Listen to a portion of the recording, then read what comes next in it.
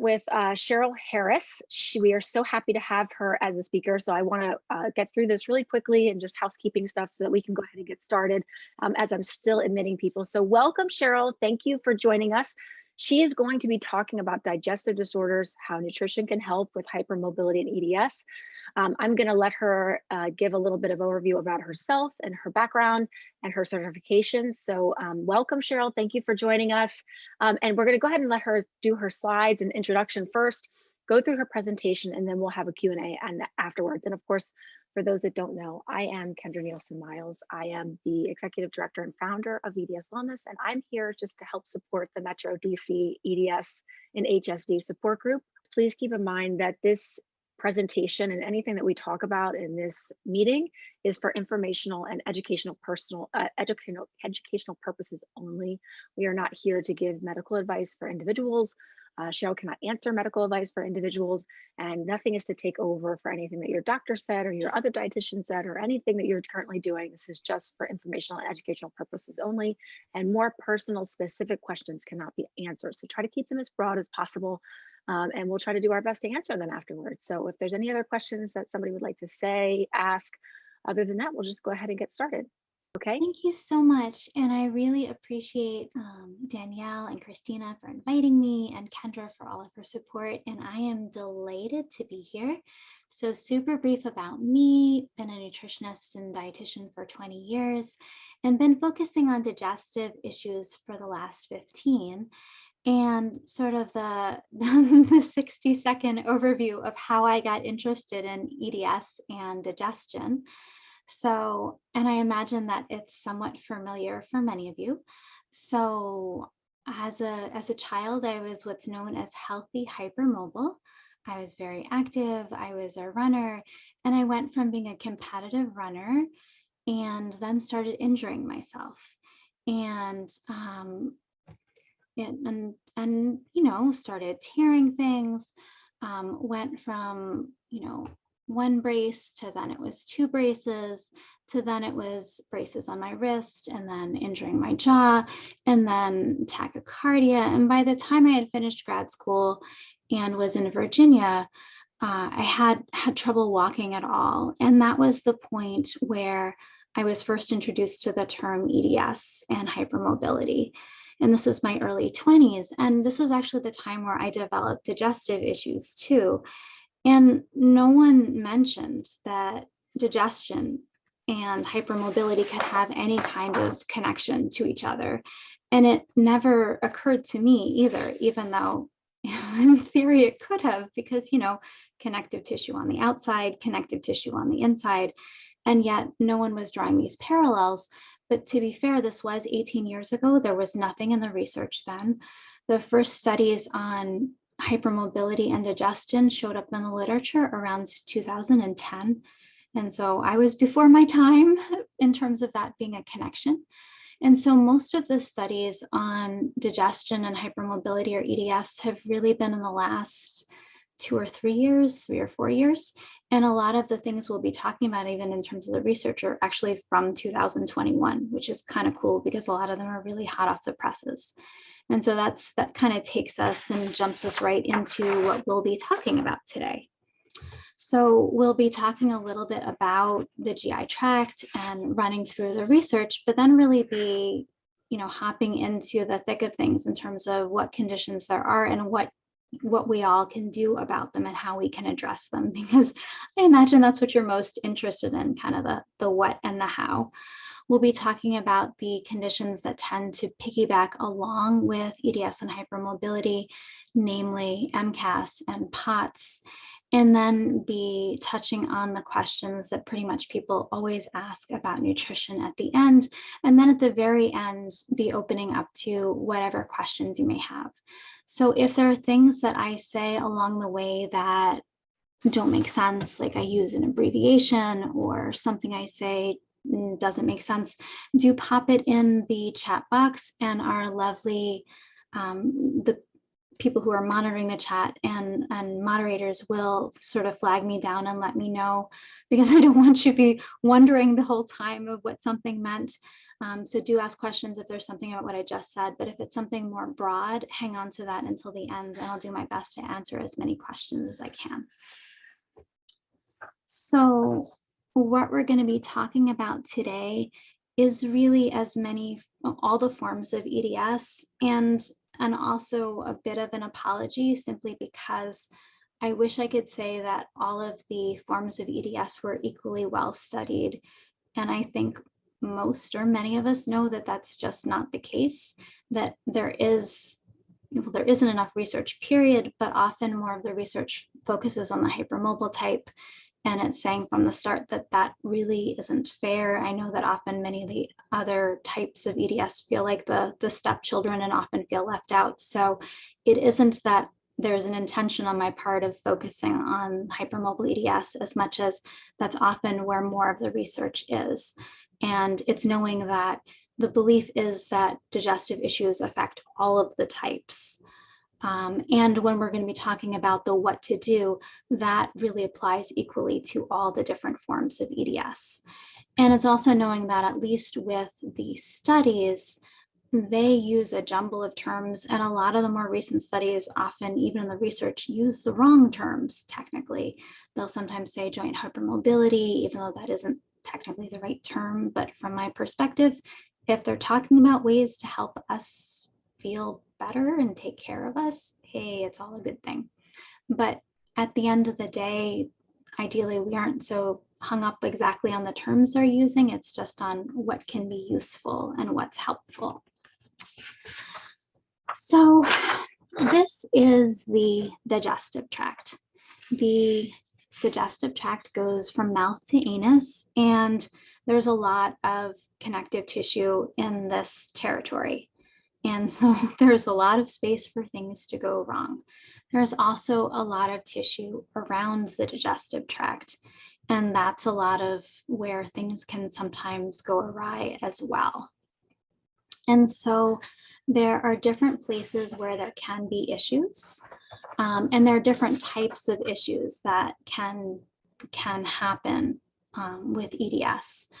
And some of the more common ones that I imagine many people are familiar with, one of them is prolapses, which are when organs descend, or they're lower than they should be, or they may sort of sag downward. It's very common to have things like hernias. One of the things that people may often experience is dysmotility. And if you break that word down, dys means bad, motility means movement. And for many people with EDS, dysmotility means slowed digestion. But for people with EDS and POTS, sometimes that actually means fast digestion.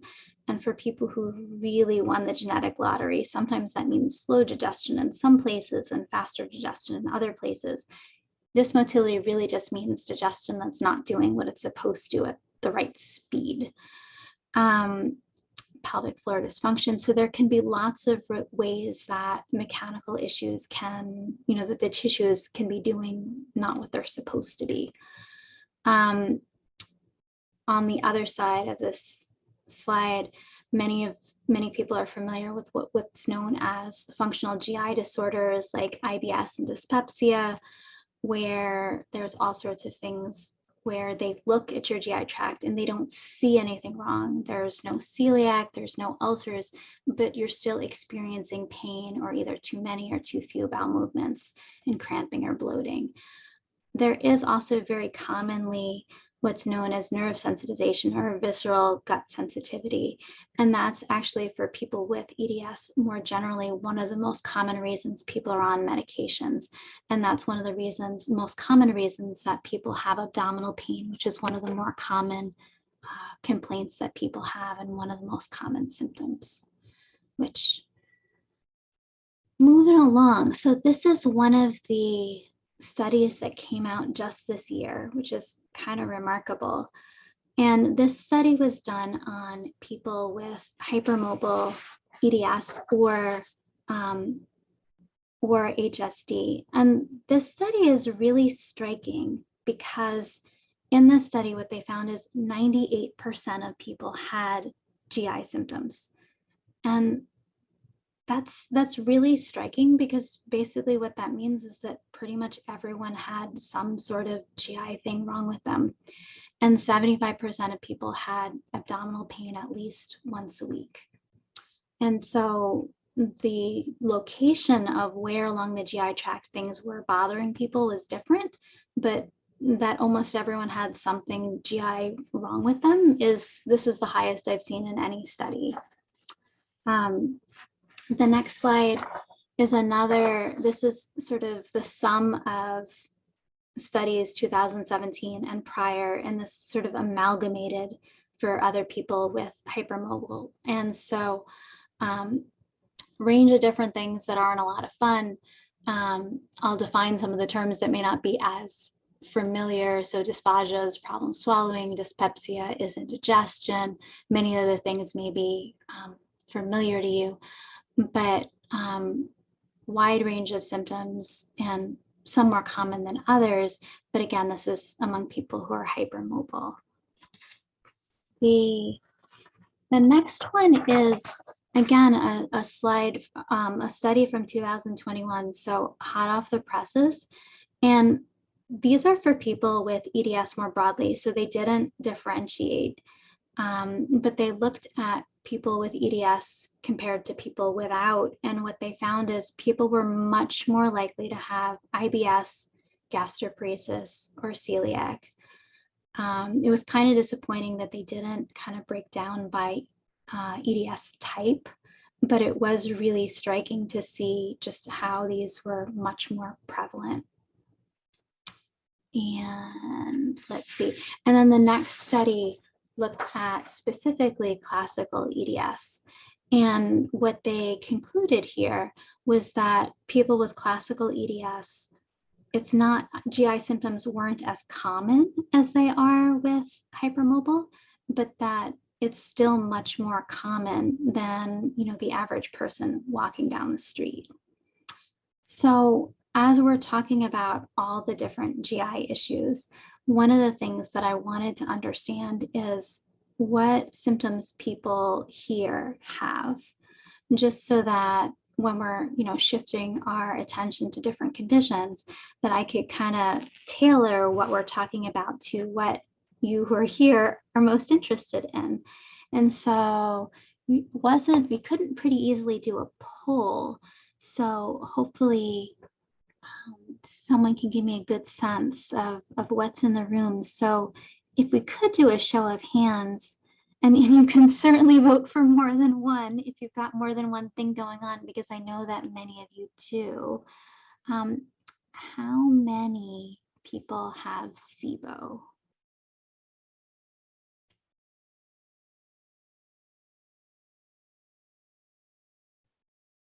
Do we have a good show of hands?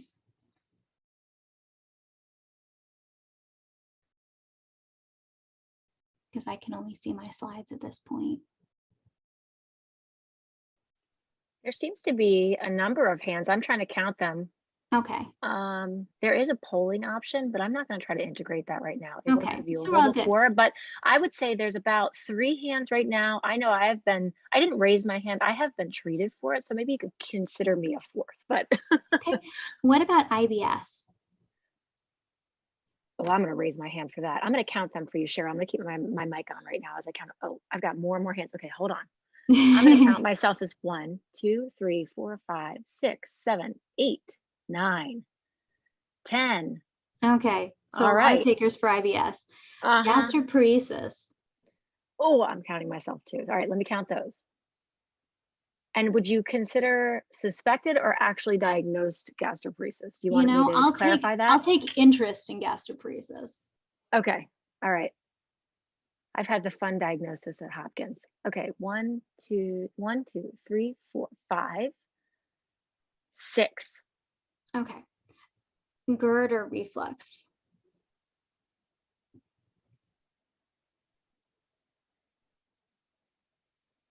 We're at 7 right now. All right. How about histamines? or mast So would you, cell. I was going to say, do you want to clarify that, or do you want to keep it together or We'll separate from just mast say cell? like that, we'll put those as a lump. Okay, perfect. So MCAS, GI issues, and histamine issues. All right, Yeah. we're at 9 now. All right. Oh, 10. And just putting celiac in the mix too.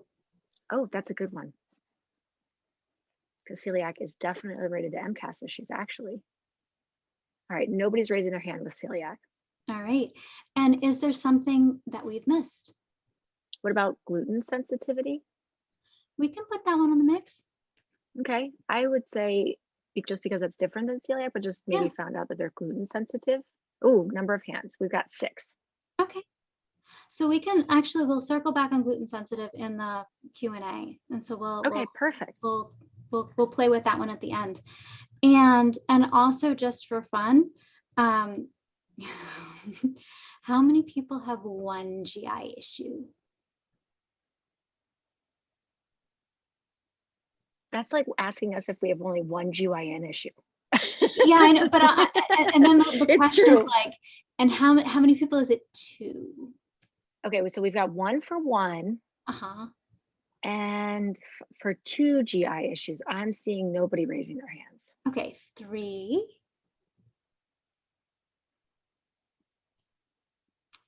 4.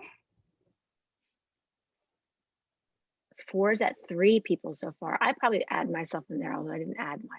So I'd say 4 or 5 people right now. Okay, we got 2 people. Okay, 5. 5 or more GI issues. Well, we could We're just at 4 cap out. hands. We'll just say 5 or more. Okay, 5 or more GI issues. Ooh, that's at 6 people, Cheryl. Okay, so it sounds like for many people it's multiple. Is that fair? I would say that's very fair. Okay, thank you for playing. Yeah, I'm gonna go ahead and mute my mic now. Okay, okay, thank you, appreciate it, Kendra. So I really appreciate getting a sense of what's in the room, because it really does help me kind of tailor on the fly for what's needed. Need a sip of tea. Hang on a sec. Okay. So that's part of where this little cartoon came from. So it says, what's low FODMAP? Okay for IBS, GERD, gastroparesis, and SIBO, low histamine, lectin-free, and good for constipation. And the other little guy says water. And the first little guy is really sad. And this came from, there's so many times that I see clients who are sort of overwhelmed, and it's not because they're just, and we'll put that in air quotes, following one diet, but that they're, juggling a challenging medical issue and fatigue on top of trying to juggle a whole bunch of different dietary restrictions, which can be really challenging. So we're going to be talking about a range of different health issues and GI issues, but also really talking about how to combine the needs for each of them, because as we talk through, many of the people here, and certainly many of the people I see, have multiple things that they need to be juggling, whether it's, histamines plus IBS or whatever fun mix of different things, which get exponentially more interesting as it goes. All right. So one of the diets that tend to be really helpful in an all-purpose kind of way is a low FODMAP diet, and tends to be one of the starting spots. And so low FODMAP is an acronym, as many of you may be familiar, for fermentable oligosaccharide, disaccharide, monosaccharide, and polyol, which is a mouthful and may not be particularly useful unless you are a food chemist. Basically, what it means is that FODMAPs are short chain carbohydrates that are rapidly fermented. And because of that, they may be poorly digested. But the good news is that a low FODMAP diet for many people improves symptoms across a wide range of conditions. It tends to help for people with IBS, of which there are many people here. It tends to help with gas, with bloating, with diarrhea or constipation, and sometimes helps with things like SIBO. There have been a few studies with endometriosis. It isn't often the primary diet for GERD, but can help with GERD symptoms as well. And there has even been a small study showing that it can lower urinary histamine levels significantly. Again, that's not going to be helpful for people with MCAS, but for people with sort of more lower level histamine issues, it may be helpful. People often wonder what foods are high in FODMAP, and those are things like bread, apples, pears, beans, onions, garlic, lactose and other things in milk, and a wide range of other things like avocado, mushrooms. So FODMAPs are in a wide range of foods. And FODMAPs work on the body or impact the body in a range of different ways. But one of the primary ways is that they're rapidly fermentable. And basically what that means is that many FODMAPs are, in theory, supposed to be absorbed in the small intestine. And if they don't get absorbed in the small intestine, they go through to the colon. And the colon has trillions of bacteria. And when they go to the colon, the bacteria are like, ooh, food, thank you. And then they ferment these carbohydrates, and they basically have a party with these carbohydrates. And what that looks like is gas and bloating and cramping. And so these bacteria are really happy, but you not so much. And these carbohydrates may also cause osmotic shifts. And again, what this means is that when these carbs go into the colon, it pulls water. And this may look like either diarrhea or constipation, again, which can be extraordinarily uncomfortable. So the action of FODMAPs tend to be extremely unpleasant for people who are sensitive to them. So there's actually been one study on people who are hypermobile with the low FODMAP diet. And that study found that a low FODMAP diet is actually more effective than it is in people without hypermobility, which is actually really interesting, because there's always been a bit of debate of whether or not a low FODMAP diet helps people without constipation. But what they found is that it tends to help people with hypermobility more with constipation than people without hypermobility, which is actually really interesting and actually really encouraging for people where constipation is a main concern, as it is for so many people who are hypermobile. And so granted, again, only one study, but there are so few studies in terms of diet and hypermobility more broadly. It was exciting to actually see that.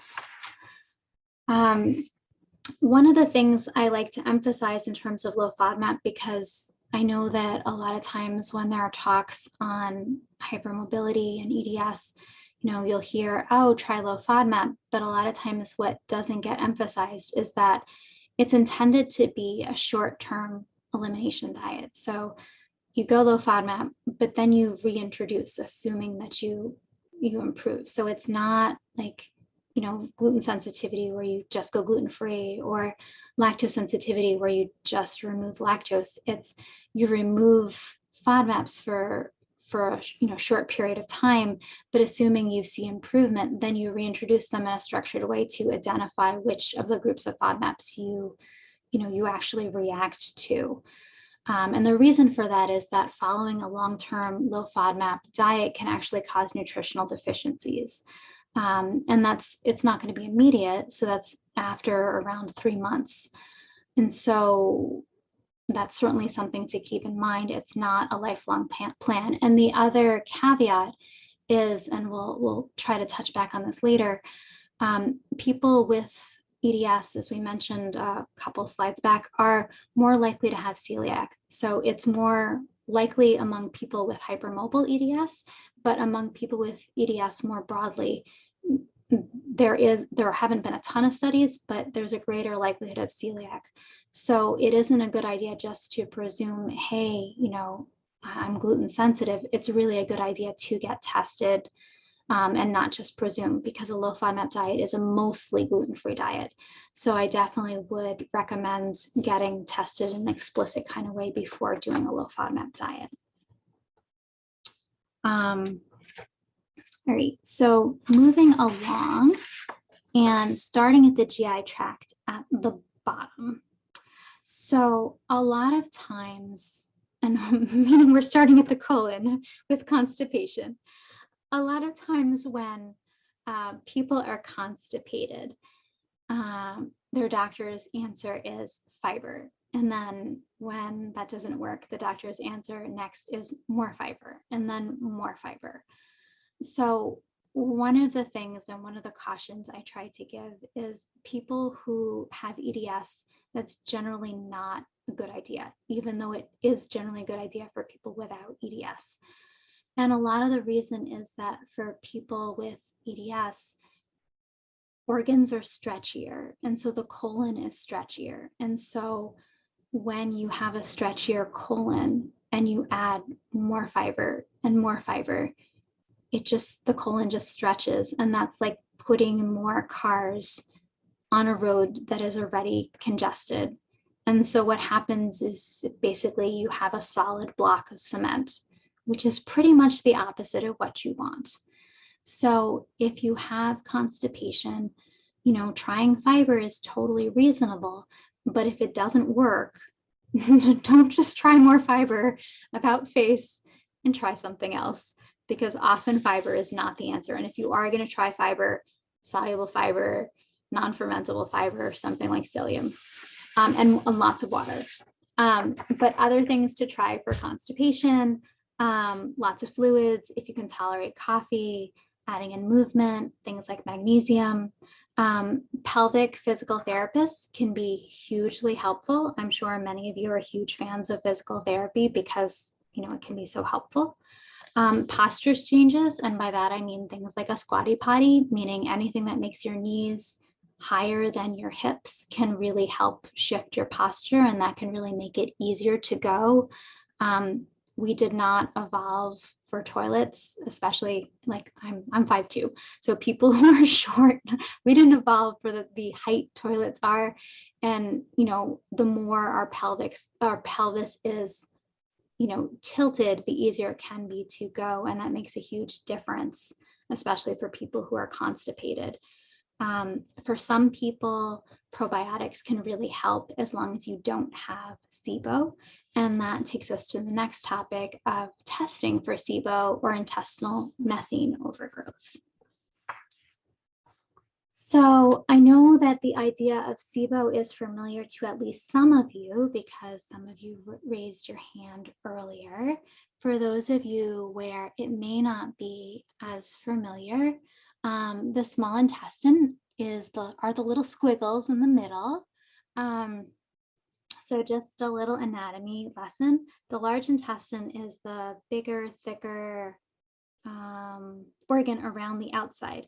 The large intestine is where you have trillions of bacteria, and you're supposed to have trillions of bacteria, and they're your microbiome. They do all sorts of wonderful things, and there should be lots of things going on there. The large intestine is very stretchy, and so the fact that there are bacteria and they're letting out gases and all those sorts of things, because the large intestine can stretch, there's not a lot of discomfort when there's gases from the bacteria. And these bacteria are constantly trying to get into the small intestine because that's where all the food is. And so you can't really blame them for wanting to be in the small intestine. But the small intestine is supposed to be relatively sterile. There's not a lot of bacteria that's there.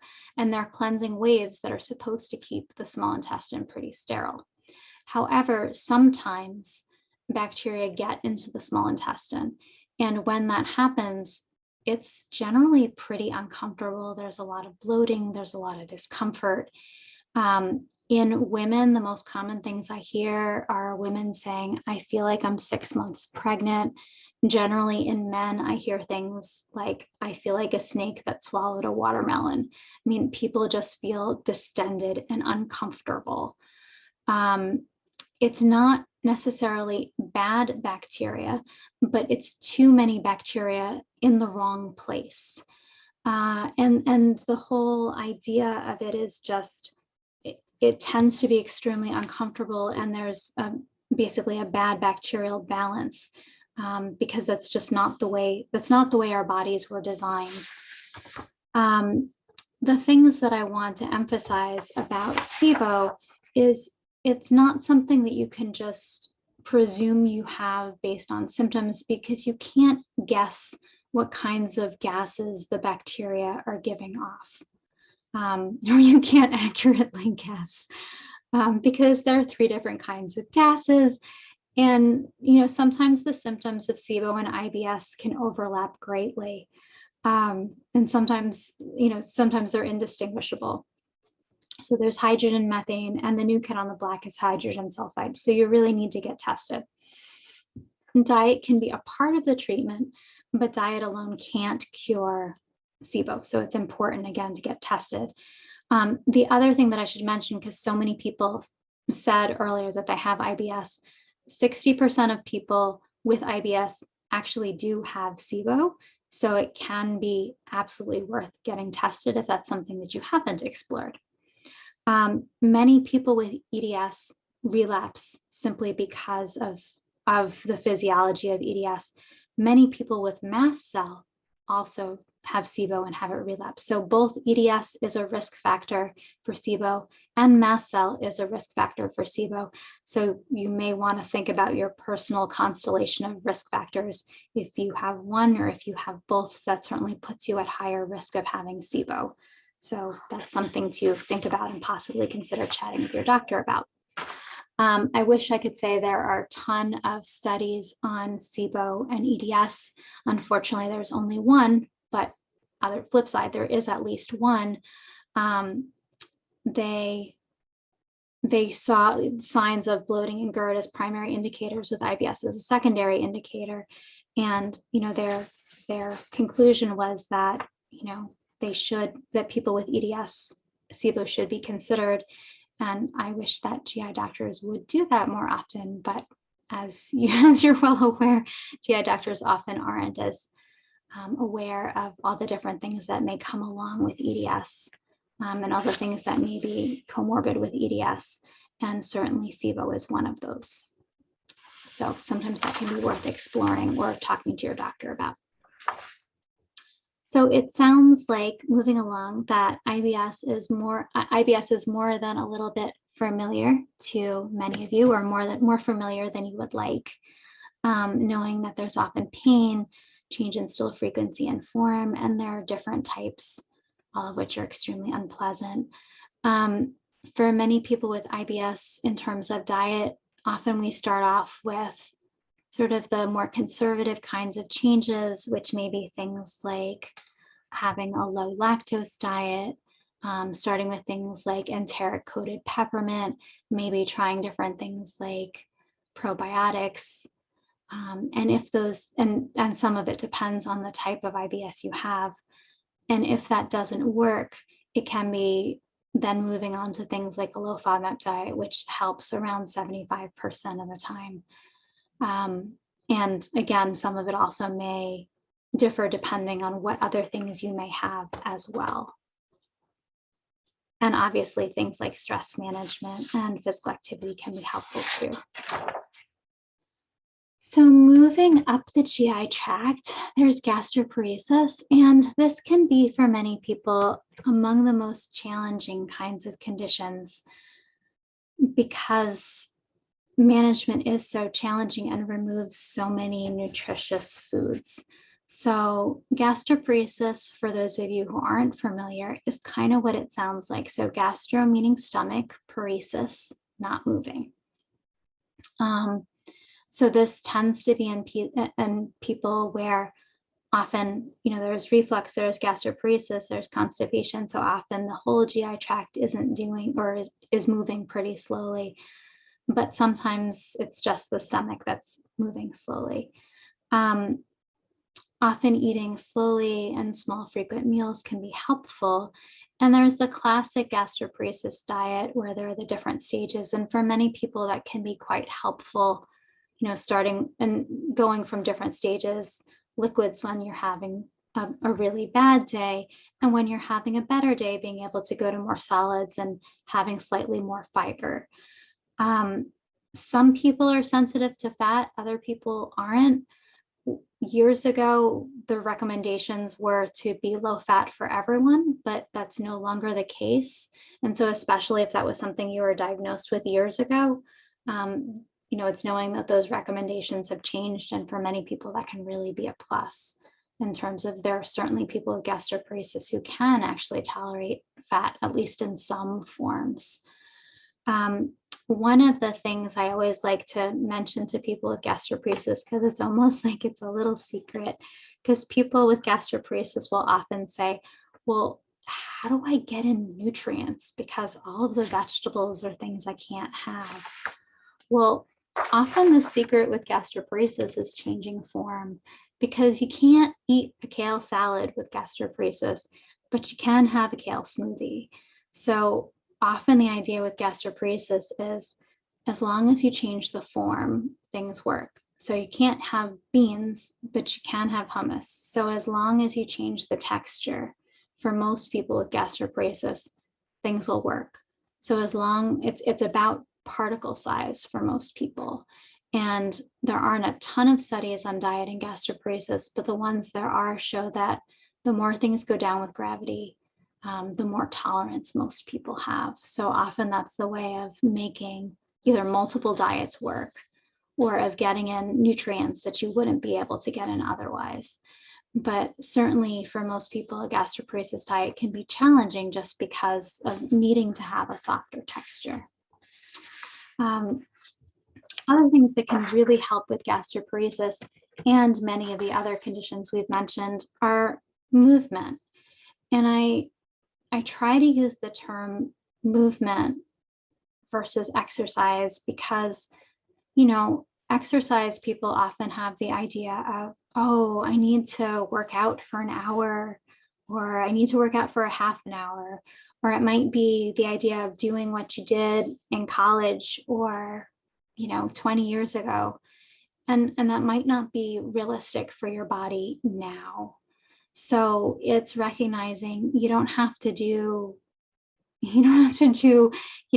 half an hour or an hour or 20 minutes or even 10 minutes. It's really looking at whatever is reasonable for your body now, and doing whatever it is that's accessible for you.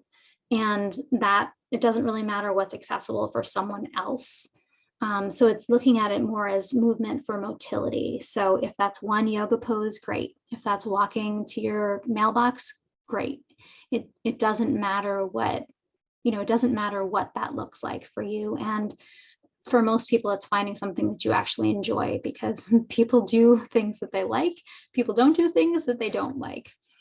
Along those lines, I just wanted to give a plug. I really like Jeannie DeBon's videos and things on her website. If you aren't familiar with her, she's a physical therapist out of the UK who has EDS. She has all sorts of Pilates videos in terms of hypermobility, but part of what I also really like is she has YouTube stuff, and some of the things are longer, but she also has some things that are like 5-minute videos or 3-minute videos. And so it's knowing that, especially when energy can be a factor and motivation can be a factor, being able to say like, okay, I can do 3 minutes, I can do 5 minutes. It can be nice to be able to break things down into small doable pieces, because that can feel so much more accessible than the idea of, okay, half an hour or something like that. All right. So moving on to reflux or GERD. So one of the challenges with GERD is often it takes away, or some of the common triggers with GERD are many tasty things like chocolate and caffeine and wine and tomatoes and citrus. But the good news is that those things only bother half of the people with GERD, and often that doesn't get emphasized. So yeah, those things sometimes bother people, and you can try taking those out, but the flip side is if it doesn't bother you, you don't have to keep avoiding them. So that's the silver lining there. 50% of people are bothered, but that means 50% of people aren't. There are also other things that can be helpful, like eating earlier so that there is a larger gap between dinner and bedtime. For some people, sleeping on an incline, and that can be special beds or using a wedge pillow. And I try to be really clear, wedge pillows are different than just stacking a whole bunch of pillows under your neck, because then you will do bad things to your neck. And that's definitely not what you're after. But they sell wedge pillows online, so like your whole body is on an incline. And that can just help, acid stay in your stomach just because of gravity. And that can be really helpful. There's certainly a lot of supplements that can help with reflux. And anything that helps with motility can help with reflux. So if you have gastroparesis, like if things aren't moving in your stomach, or if things aren't moving, if you've got constipation, so if things aren't moving all through your GI tract, you're most likely going to have reflux too. So helping your whole GI tract move is going to help with reflux. And last but not least, and I've hopefully mentioned this throughout, addressing stress is important. And so, stress is sometimes something that I try to be really careful about, because I try to make sure I emphasize stress, but I also want to be really clear, because I think everyone with EDS and hypermobility is told at some point in time, or told multiple times, that it's all in your head. And I try to be really clear, it is not all in your head, it is in your tissues. That being said, it's knowing that there is a real gut-brain interaction. So we're told, and everyone's heard of serotonin and how that affects your brain. Well, it's knowing that 90% of the serotonin in your body is in your GI tract. It's in your stomach. There is a real stress link between, your brain and your gut, and the path between your brain and your gut is bidirectional. So the more all of us are able to manage stress, the better generally GI function is. And that's not to pretend in any way, shape, or form that, hey, if you just manage stress, that EDS just disappears, because it absolutely doesn't. But it's knowing that often can improve symptoms somewhat. It's knowing that general consensus is that people with hypermobility and EDS have more of a sort of sympathetic overload. And what I mean, and that can certainly affect things, especially around eating. And what I mean by that is, this is my little buddy. This is Kyle. He comes and visits us every year. He's a hummingbird. I'm sure he's having a grand time in Mexico, drinking their sugar water or their flowers or whatever's down there. He is designed to fly and eat simultaneously, but humans and zebras are not. We're just not made that way. That's just not how our bodies are designed. And so we're either in one of two systems.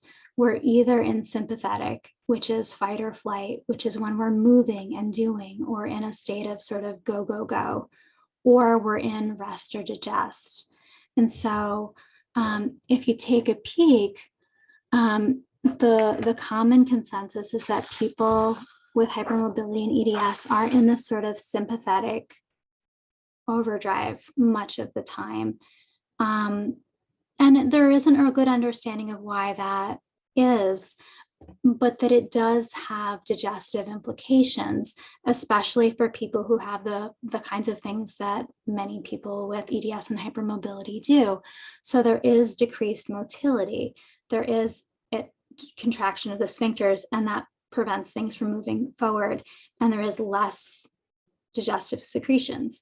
And then if you flip on the other side, when people are in more of a parasympathetic kind of state, there is more movement and there is more relaxation of sphincters, which you want, say, if you have, say, reflux, and there is more digestive secretions. So especially around meals, there is a real advantage to be in more of a parasympathetic sort of state of mind. And so what that means in real life, oh, actually, one more piece on that. In terms of sympathetic, because many people also mentioned having this sort of histamine mast cell kind of thing going on, when you're in more of a sympathetic kind of state, that also causes norepinephrine release, which activates mast cell, which causes histamine release, which is obviously the last thing you want around meals. I mean, it's the last thing you want, period, but it's the last thing you want around meals. So there are all the reasons to not want to be in a sympathetic state around meals. So what to do? Pausing, and pausing particularly around meal times. And so I wanted to, and I'm going to even just see where we are in time. I wanted to invite you to do a short practice to pause and slow down, because we've gone through a lot of information here. And so wanted to do a short meditation practice, just 4 or 5 minutes, where you can do parts of it at home as something before meals, if it's something that appeals to you. And so I'd invite you to get into a position that feels comfortable.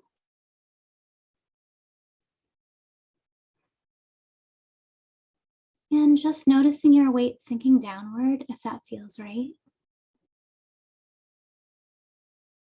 And if you'd like, take a few full breaths. So breathing in slowly and fully, and breathing out with a sigh if you'd like.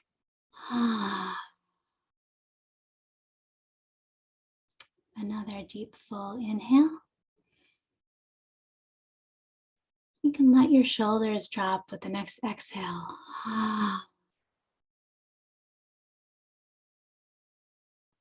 And one last deep full inhale. Deep long exhale.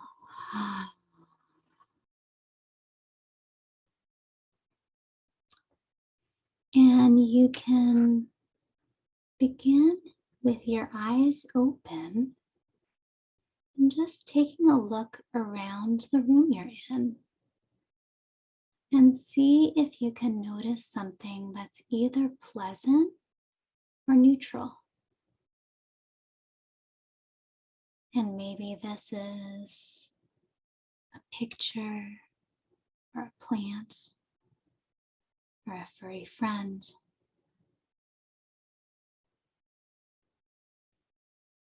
And just noticing the colors,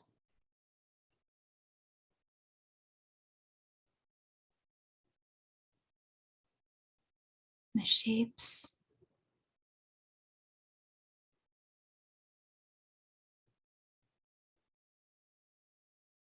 maybe the textures.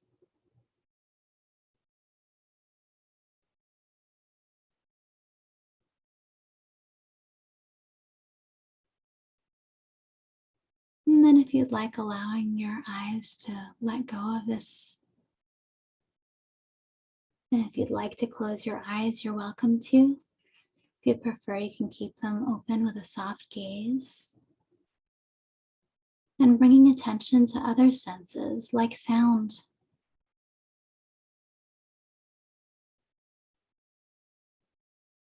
Noticing sounds in the room.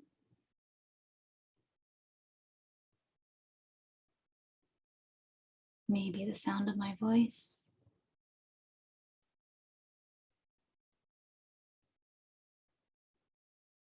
Noticing sounds outside of the room.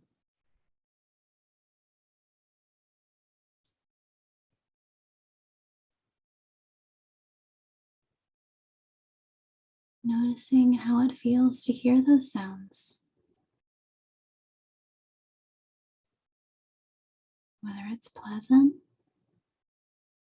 unpleasant, maybe neutral.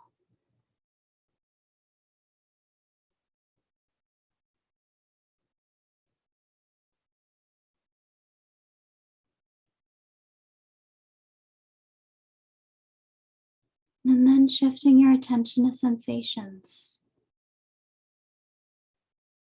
Maybe noticing points of contact between your body and the chair,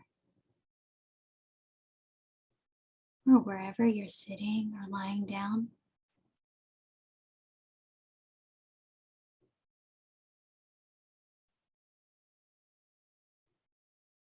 Noticing how your body is supported.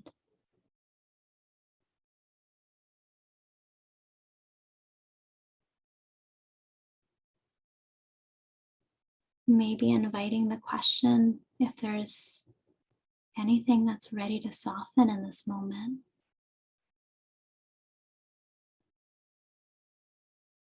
Even 1%.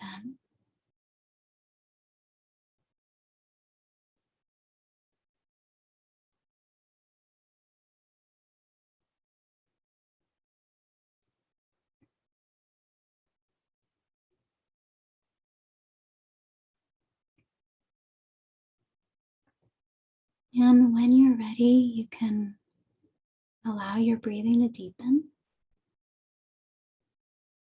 You can open your eyes if you close them. And you can bring your attention back to us together in the group.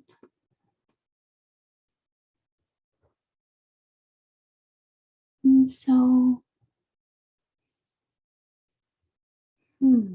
so we just took 5 minutes knowing that I chose a practice that you could kind of break apart so that if there was any component that resonated for you, whether that was the breathing or the sounds or sensations, that if you have less time around meals, that you could do a mini version if that appeals to you. But ideally, if there's some way that you can consciously slow down and breathe or find a way of relaxing before meals, it tends to be helpful for digestion, just in terms of helping engage more of a parasympathetic kind of way of being. So moving on to a hot topic, which is histamines. All right. So there are so many ways by which histamines can be obnoxious, unfortunately. So the body can produce histamines, the gut can produce histamines. We can eat histamines. Sometimes the enzymes in our bodies aren't clearing the histamines. Sometimes it's that we're allergic to something we're eating. Sometimes we're allergic to the environment. Sometimes it's some sort of inflammatory process, whether that's MCAS, that can be something else, like it could be RA or inflammatory bowel disease, or celiac that you don't know about. So there's so many things that can be going on, and that's part of why issues with histamines can be so tricky, because sometimes it can feel a bit like whack-a-mole, because even if you know that the issue is histamines, sometimes that doesn't rule out or even kind of cut down what actually is going on in the body. This is a diagram of some of the different ways that there can be histamine issues going on, or histamine issues can show up in the body. Sometimes I refer to this as the 7 evil dwarfs of histamine. So sneezy, wheezy, dizzy, itchy, gassy, bloating, and diarrhea. But histamine issues can really overlap pretty significantly with IBS issues. And so sometimes it's really challenging to tease apart, again, exactly what is going wrong, which can be quite tricky. A lot of times people struggle with knowing exactly where to start when there are histamine issues. And, there are good reasons for that, because sometimes it's hard to know. A lot of times we'll start off with a trial of removing the worst offenders, meaning taking out things like wine and fermented foods and, especially aged proteins. For some people, as I mentioned before, trying low FODMAP can be helpful because that does actually lower histamine load. And sometimes, when there's batch cooking, freezing leftovers can be helpful. Supplements definitely have their place and can be helpful, even though research is really in its infancy. And hopefully, there's been much more interest in doing research on histamines, and I've seen much more sort of bubbling in the research about histamines. But as many of you know, there just really isn't enough interest in practitioners yet, or doctors yet, or as much as, in my opinion, there should be. But as many of you know, low histamine is just not the same as MCAS or mastocytosis. So when I'm saying just, hey, cut down on things, that can work for people who have sort of low level histamine issues.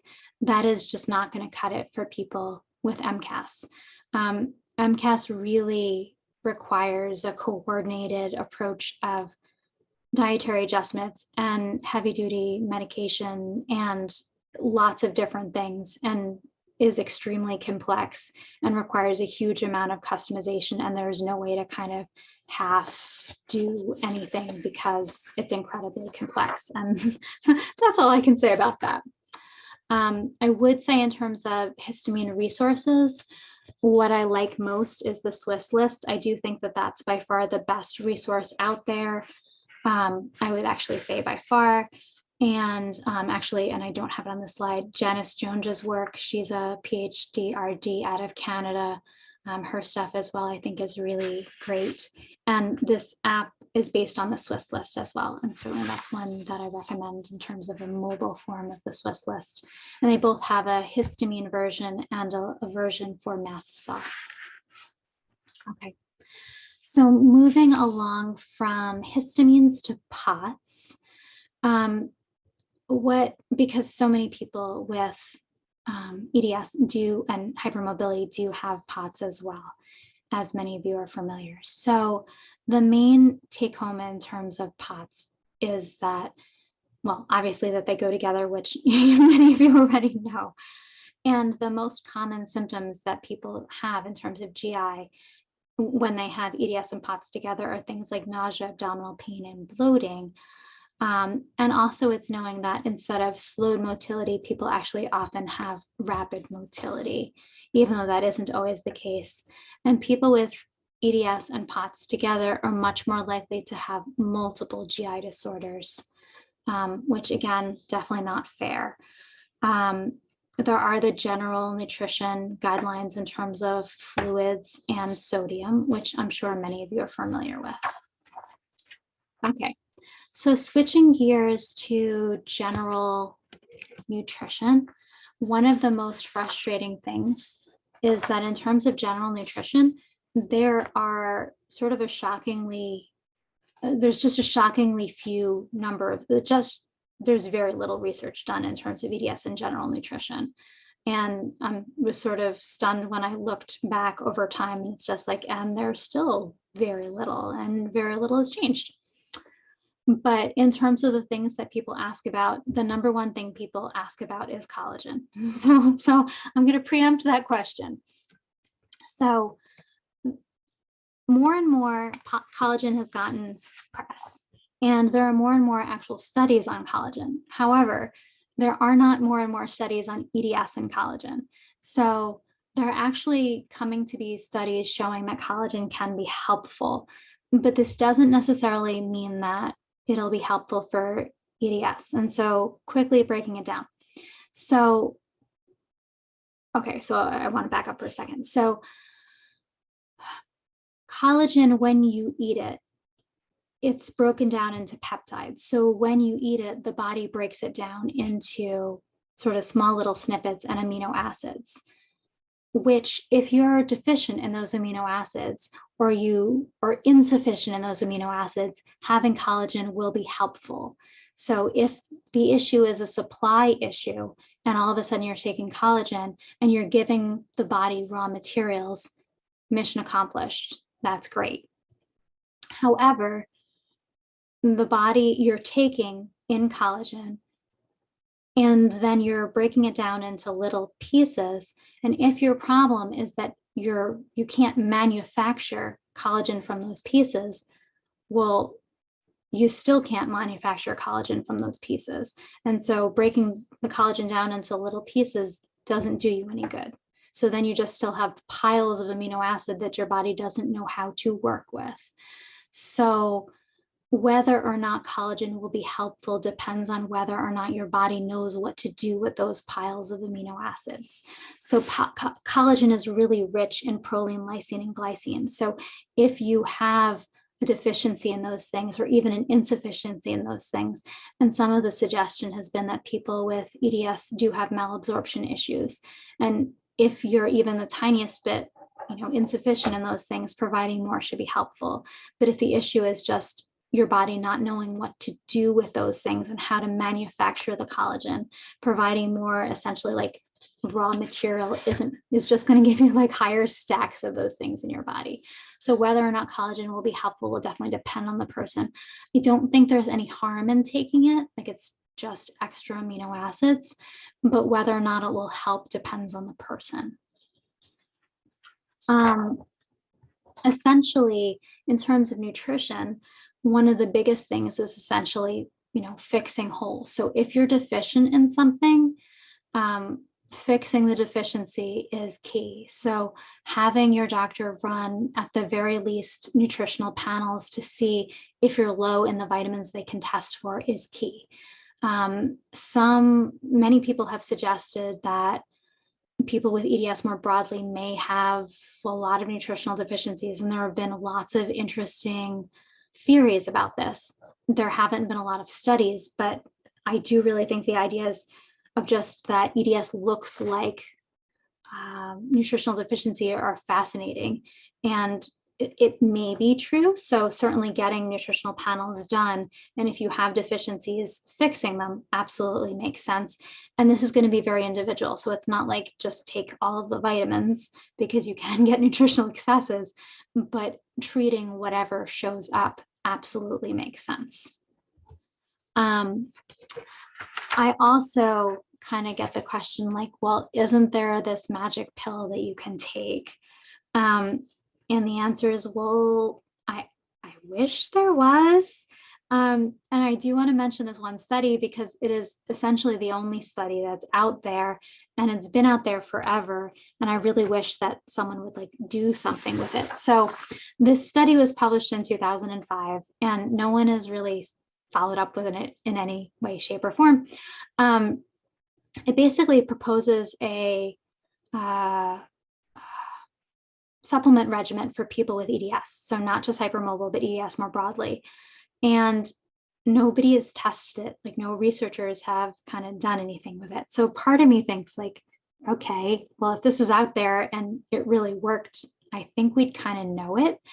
I mean, I'm sure that some of the large research groups or some of the doctors doing research on EDS or the main, EDS orgs would have done something with it if people were finding that it worked.